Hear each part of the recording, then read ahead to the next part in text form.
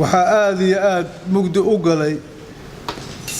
dariiqa ay ku socoto Soomaaliya iyo xaaladdu sida ay tahay mugdi baa ka muuqda waxaan wax badan dawladda federaalka aad uga hadalay arinta amniga waliba anigu specific barnaamijka amniga aad uga hadlay wadanku meesha uu ku socdo sax ma aha meesha aan marayna waa meel adag xaaladdan ku jirna waa xaalad dheer xaaladda amniga waxa laga bedelo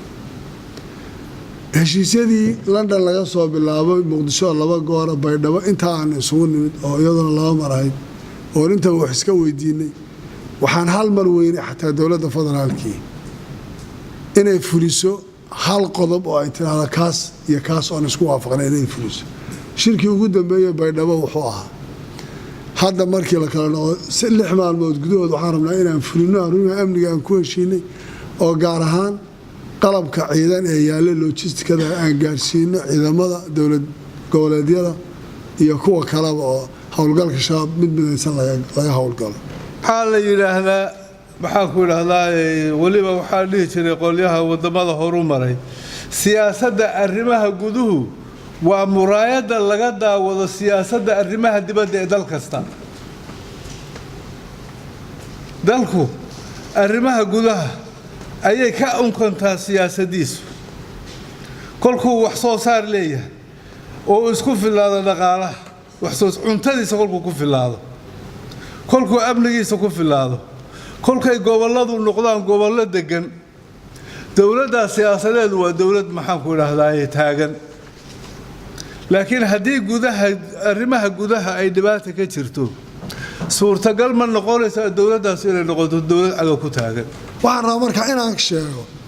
ma aha waxaan diidaynaa magaalada Muqdisho laakiin bal nimanka filla Soomaaliya ku jiray inta Ugandhiiska ka leexdaan ciidan Soomaaliyeed la yimaadaan oo baawurta waaweyn ka dhaxbaxaan iyagu si xor ah inta u socdaan amnigu ha garteen waxa uu yahay ciidanka u baahan inay wax ku sameeyaan saaka hadaan anigu dabco inaan ciidan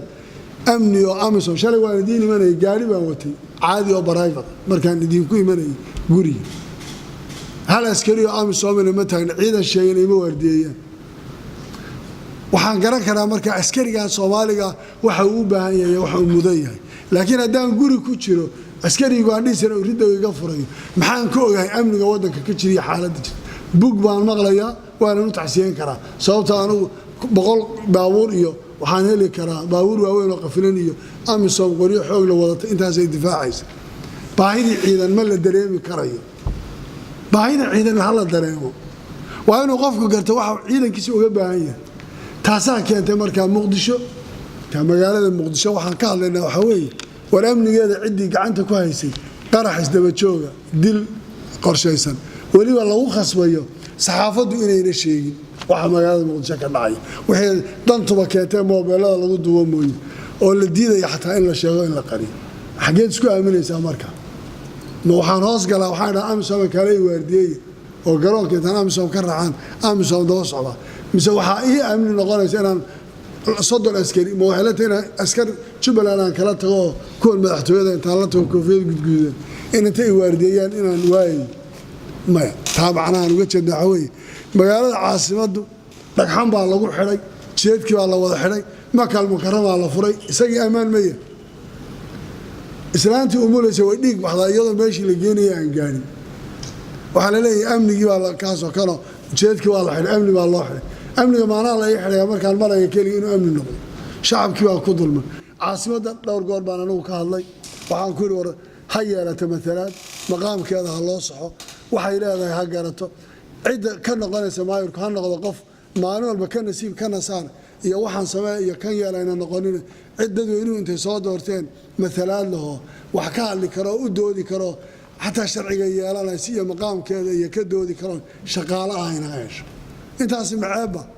تاسان كان لي أو كسر علي أنور بالله بس على لي واحد جديد كانوا واحد روان قالوا ويانا يانا سدنا يلي وعن كوباقة يا شخصيا أنت عن شيء الوالدينك